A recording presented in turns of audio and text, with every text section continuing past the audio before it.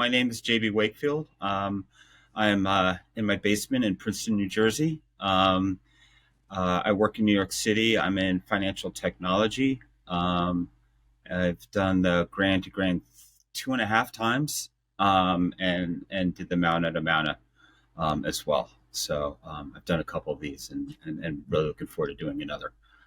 Yeah, well, thanks for taking the time to talk with me today. I know you're extremely busy, you got a really demanding job, and yet you're here you are. So I really appreciate that. Thanks. No, it's good to talk to you as well. Yeah, so JB, let's talk about your like what you do currently. I guess maybe we should backtrack for a second. I'm kind of all over the place. Let's talk about just like your life in general because you ran like you were saying you ran Grand to Grand a couple times, but you also have a very like we were saying demanding job that requires a lot out of you. So like what do you do? So I work in financial technology. I run a trading platform, and it just is basically working a lot with technology groups, regulatory groups. We have a lot of customers, customer meetings, customer outings. It's pretty high demand. I have long days like today. Kind of had 8 meetings today on a Friday, which I think is deeply wrong in just about every way. But yeah, so it's kind of it's a global responsibility as well. So just as soon as the trading day is over in New York, you're monitoring the open of the Asian markets as well. So it's pretty intense. Yeah, it sounds like pretty variable, I guess, but also just demanding time-wise because it's not just a normal 9 to 5 where you're kind of on multiple time zones, right? Yeah. So it's. I mean, I think that's difficult. Definitely a little bit different from the previous times I've done the Grand to Grand. I was living in New York, so I didn't really have commuting as an issue. But now I also have an hour and a half commute each way. So all those are kind of challenges that will factor into doing it. But yeah, my days are long and demanding, and I don't have a lot of time, disconnected time. My work week. We all had just a kind of a little trading issue last Sunday night. So my work week starts sometimes on Sunday evening. So that was a long one. Interesting. It sounds Yeah. like it kind of keeps you on your toes, I guess, time-wise, but also it's probably very hard to structure things. Yes. Yeah. And I think I mean it just kind of grinds you down a little bit. You just it's the time's not completely mine. Things come up, so it does make kind of getting kind of living a normal life is a little bit challenging. Sometimes just I have 4 kids as well, that I do the parenting for, and so between I go from one job to another. I love them both, but it's busy. Yeah, definitely. That is something that it's another challenge in life. It's a great challenge, obviously, but having a family is so much more demanding on you than just having a job. Because if you want to do, say grand to grand, you have to pencil in pencil in. That sounds really bad to say that, but you have to kind of schedule things around because like family is important, your job is important, and a Yeah. race is important as well. But at the same time, you can't just push your family aside because you're training No, for a race, right? no, I think that's exactly right.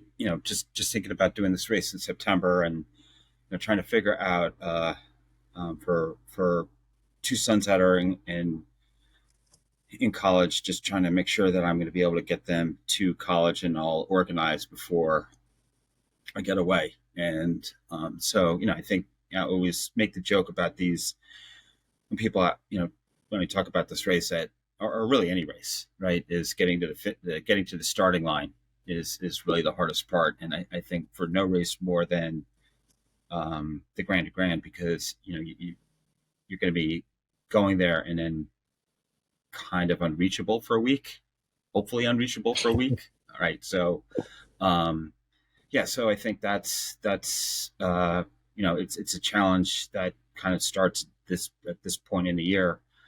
How do you handle all your work responsibilities, your family responsibilities? How do you prepare everybody for that fact that you're not going to be around for a week in September and still train, right? And so, I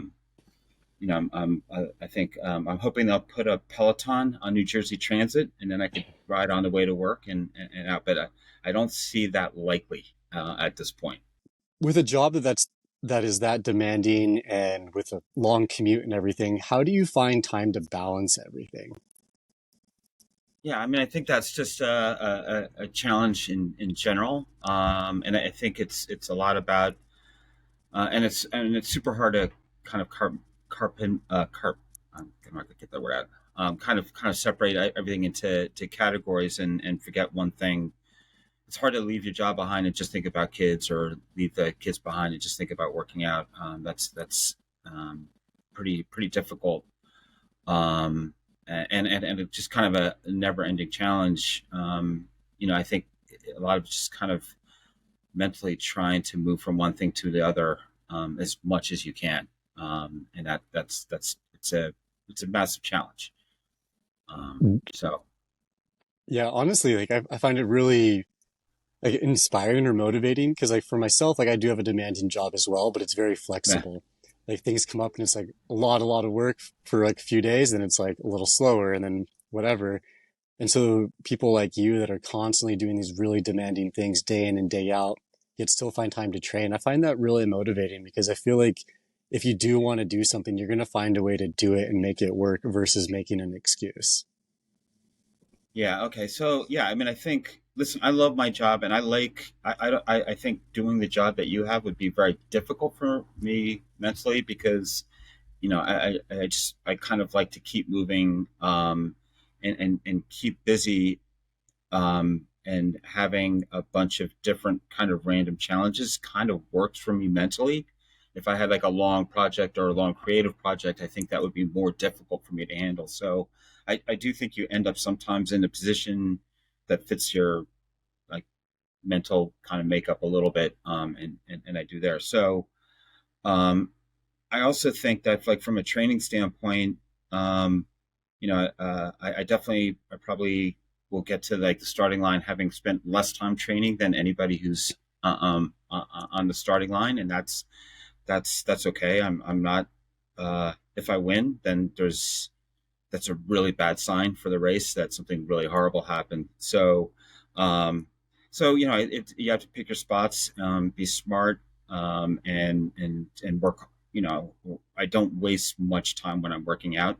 For the most part, I'm going to try and work out pretty hard, and that's that's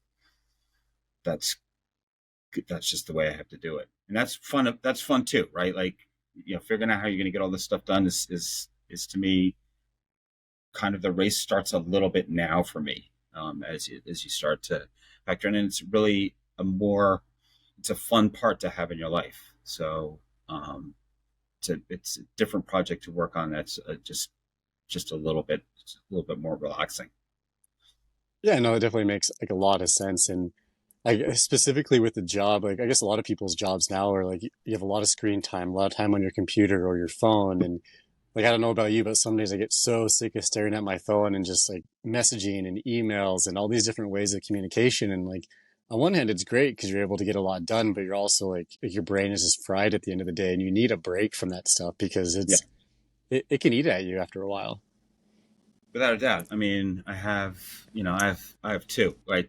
One for work and one for personal. So it's like, you know, use one, put it down, pick up the other one, all day long. And my kids make fun of me, like they do an impersonation of me looking at my phone and being like, so it's not, they're not I don't know about everybody else, but between the work phone and the personal phone, they're not universally bearers of good news. I've found, and typically are um, bringing you things that maybe you don't want to do, or messages you don't want to hear. So yeah, I think it is draining to have, and I think increasingly, people, after having a long day of interacting either on social media or professionally, and then are using the phones also to be, you know, their vehicle for some relaxation time, whether it's watching a show or a podcast, or we see people playing games on their phones on the way to work.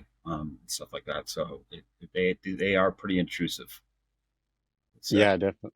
I would totally agree. And I think that's one of the interesting things about society nowadays is where things are just so given to us and we have basically every bit of information available at our fingertips is through our phones or a computer.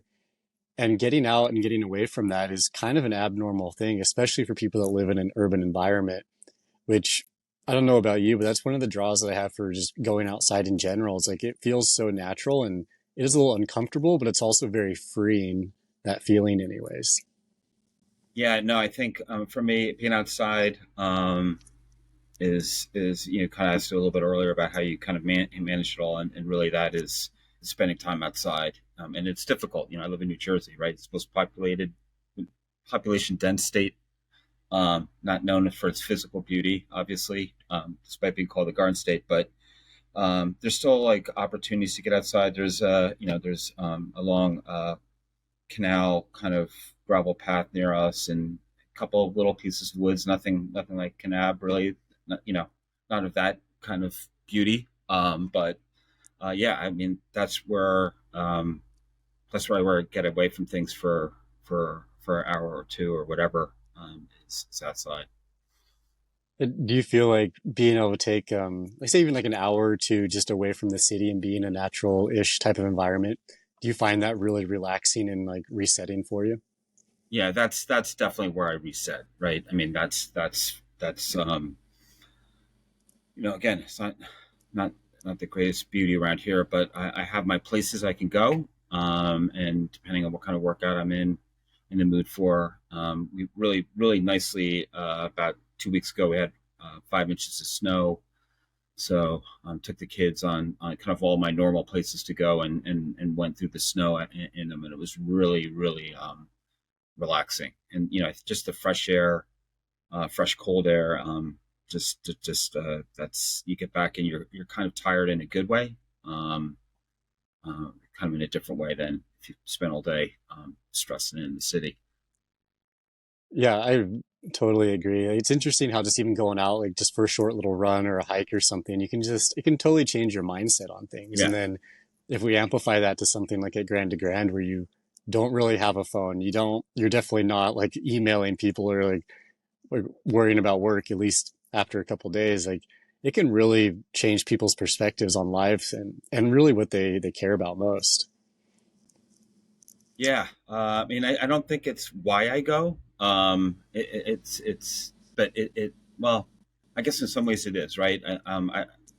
If you wanted to just get away from your phone, there's ways that you could do that without without having to hike 170 miles as well or run 170 miles. So yeah, it's part of the reason I go is certainly the mental part. But it's that point where you drop off your bag on the night before you head out to or the day or afternoon that you're heading out to the Grand Canyon. When it's this kind of sweet goodbye to your phone.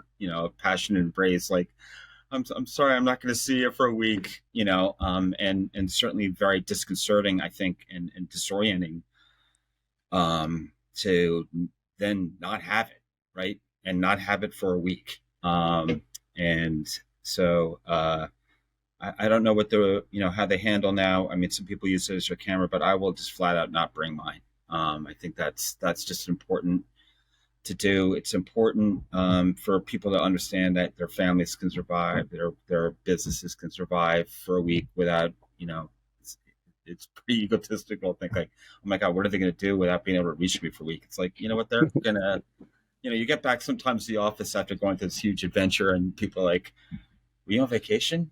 It's like, yeah, I was. Yeah. Yeah. So like, they don't even notice. So yeah, I think it's very disorienting and very could see people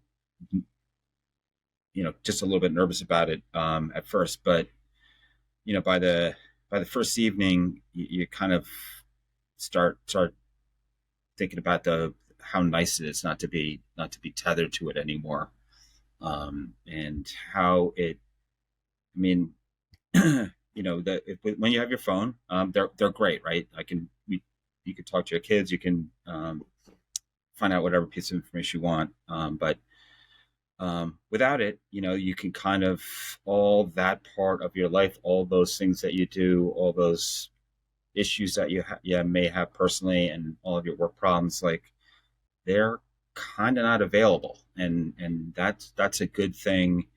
I think you said, just in terms of being present or whatever. I mean, you really get to a point after a few days of the race where you are nowhere else but at the race, because there's nowhere else you can be. And I think that's super healthy. Yeah, I would definitely agree with that statement. And it's interesting, but also it's like one of the key, at least in my opinion, one of the key selling points of Grand to Grand. Like I love running, I love being outside, but Yeah. just the fact that like you can go out there and even if you did have your phone, like 90% of the time, there's no cell phone service. So a lot of like the staff and the Right. volunteers are really not able to communicate with the outside world. And it's one of the greatest things. And like, that's one reason why I'd like to run the race someday is just simply for that. Because like when I go backpacking and I don't have my phone or it's very limited as in just using maps or something, Yeah. my mind just feels like it functions a lot better. Like I feel like I can think through things more logically and I'm not getting stressed out about something happening 5,000 miles away that really wouldn't influence me at all.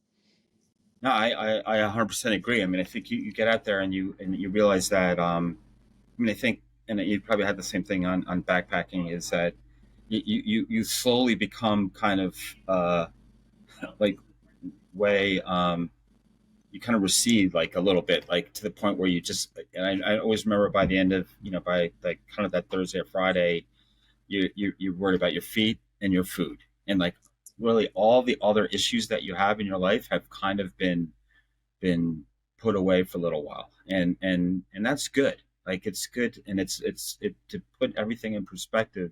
They get to a certain point, like I just need to take another step, or I need something to eat so I can take another step. And it's I think super refreshing to have your uh, problems reduced to ones that are so elemental and so innate to, and really were the problems for human beings for multiple millennia was like, yeah, I need to take another step. I need to get something to eat. So you're kind of going back to just a more natural way of being and thinking.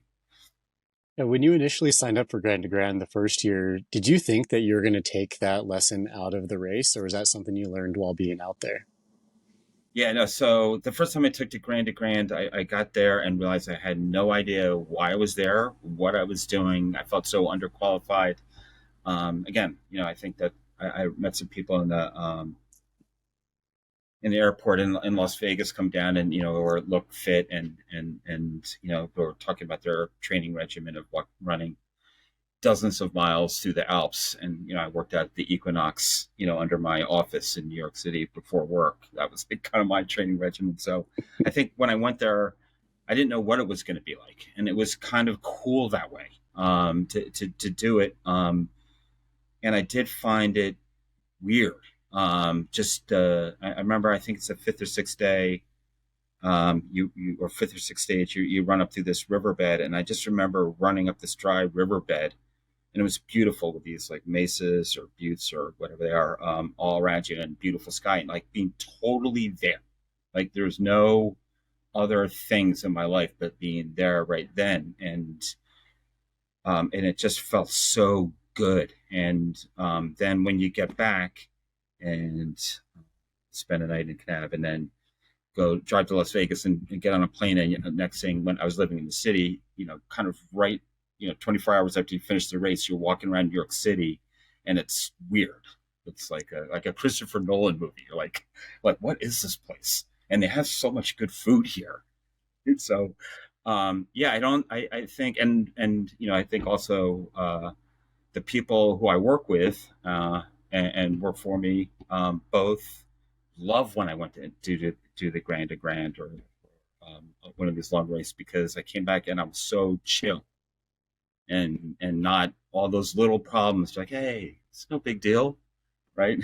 Like, I think it because your needs become so elemental, you realize of how many of the problems that you have in life and at work are kind of not that important, and or you can put them in certainly in a lot more perspective, And I think that's been really helpful subsequent to that first time getting back there with a lesson I did not think I was gonna learn, but to come back and just be able to put everything in a little bit better perspective, and that is a glow. I think that's a glow that lasts for a while. I mean, everybody feels better after a week of vacation, but that lasts. So, yeah, it's an important part of it for me. Yeah, I've actually like anecdotally or just visually have noticed this amongst people that go like that the first day everyone's kind of nervous and still kind of like stressed and thinking about work a lot. And as the week goes on, it's like you just start talking to people more because you can't stare at your phone all day. You can't distract yourself with work. You have to talk to people. And maybe initially it's semi-forced, but then people become really good friends. And then that's all they're thinking about is just the next day and like, okay, how am I going to help myself? How am I going to help other people? And you really just live in the moment versus this kind of like semi-distracted world that we live in outside of the race. Yeah. Well, first of all, I mean, I love the cast of characters that you run with is one of the real benefits. I work, in the financial industry in northern, in the pole of New York City, and so most of the people that I interact with are similar, right? I'm professionals in one way or the other. Um, so to go out there and meet people first, I think it's 25 or 26 different countries is fantastic. Um, it's and people from work on in like one of the guys I met the first time was like worked in the oil business, and he's an English guy working and from in Equatorial Guinea or something like that. So it is great to see these people, and like you said, without a phone, like you sit around in a circle and on the edge of the Grand Canyon and just talk to people. Like you never have time to do that. Like when would you ever have time? And it is uncomfortable at first and a little bit awkward, but it's healthy. I think that's pretty healthy to do.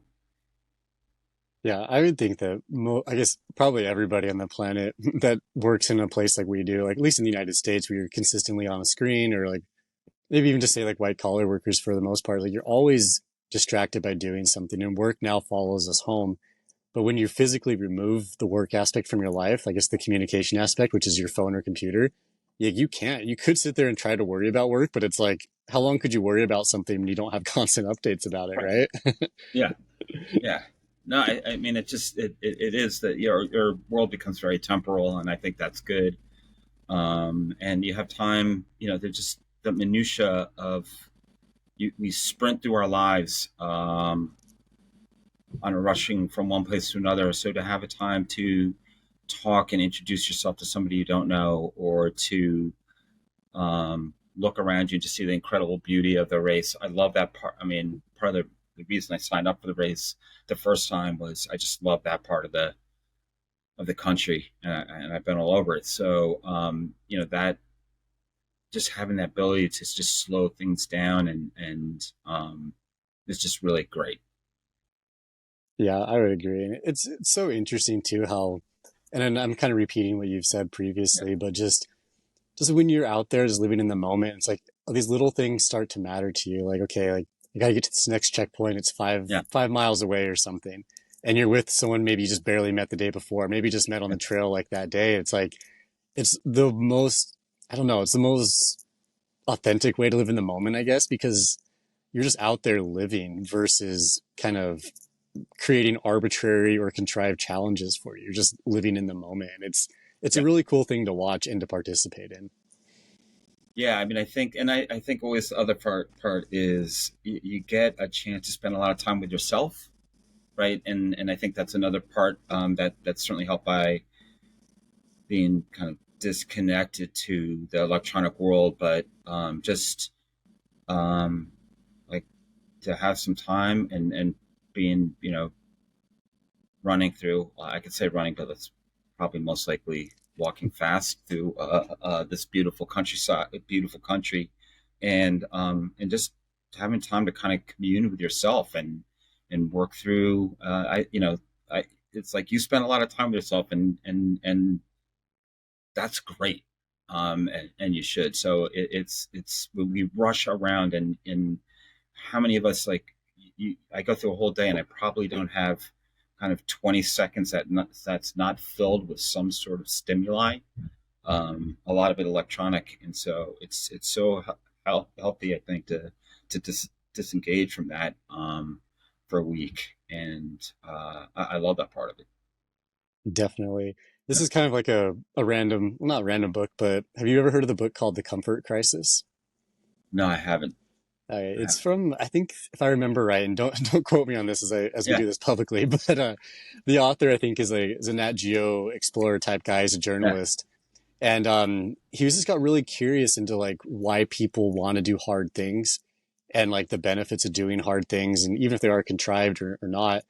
And the book is just really interesting because in one chapter he goes to Alaska, and it's for quite a few weeks, and they're out hunting, and he talks about how like he was just didn't have his phone, he had no service, so he's like, okay, I'm gonna read the labels on my Cliff Bars, I'm gonna read the labels on my jackets, but he's like, after like a few days, you can only read the labels so many times, and your brain starts to wander. And he talked about like how amazing that was, just to be in your head and to think through things and not be distracted, and how much better he felt doing that, and how hard it was at first because we're so used to being just flooded with stimuli all the time.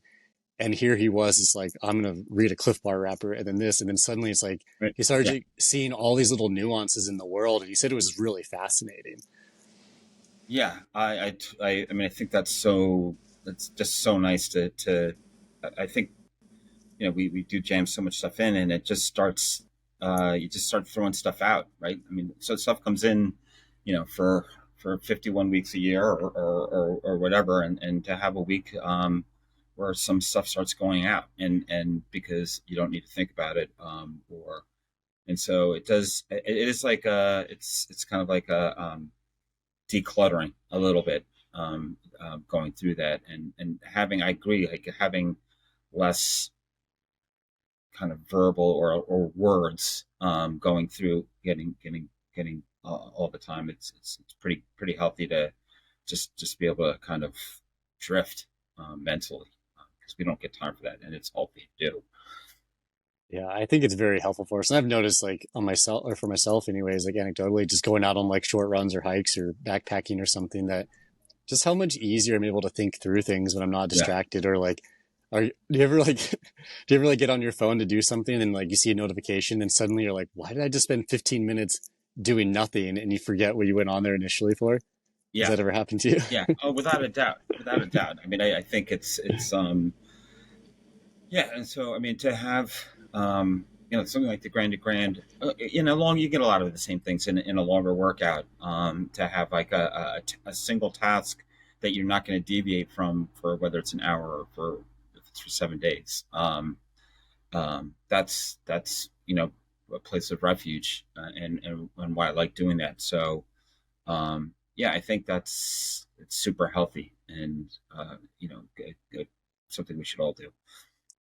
Yeah, definitely. And I guess like the main takeaway we should all take from this show is that like a digital detox is super important, like mentally and physically. And we all deal with high levels of stress. And even though running a race or fast walking a race is a stressful in a way, it's also probably one of the best things we could be doing for our bodies at this moment in time.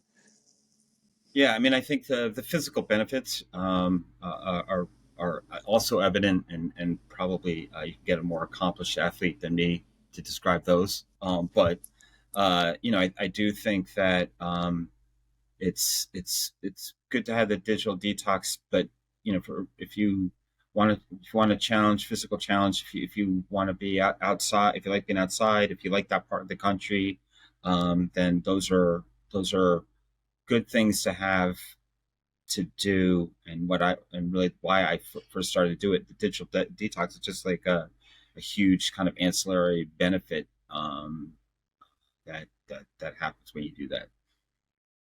Definitely. Well, JB, let's wrap it up here.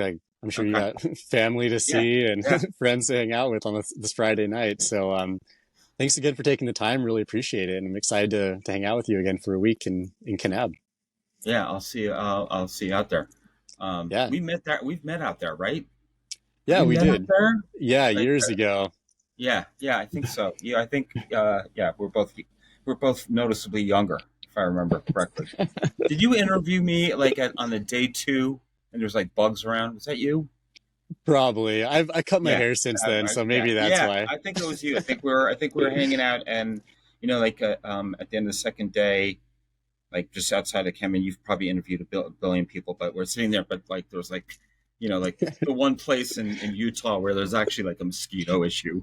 Yeah, it's always So how it happens. And when you want to do an interview, there's right, always a plane flying overhead or bugs or right, something. right. Did you go to the Mauna to Mauna? Yeah, I was out there. I think I remember you there too as well. Yeah. That was interesting. They're not doing that anymore, are they? No, it was a permitting, like rain Yeah. issues. I remember everything was wet that entire time out there. Oh my God, that was always like that. Forrest Gump, when he's going about all the different kinds of rain in Vietnam.